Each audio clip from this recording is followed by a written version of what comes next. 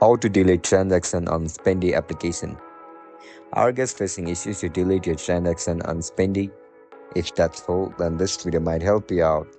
Without further ado, let's get started. First of all, open the Spendee app on your mobile device. Once you open the Spendee app, now log in into your account with your registered email and password. After you get logged in, now look at the bottom of your screen where you can see this option for wallet. Click on it. Now tap on your wallet username. As soon as you click on it, you can see your income and expenses. If you want to delete your transaction, then tap on the expenses or income. As soon as you click on it, look at the top right corner of your screen where you can see this delete icon. Click on it. Now again click on delete. As soon as you tap on delete, your transaction will be removed from Spendee application.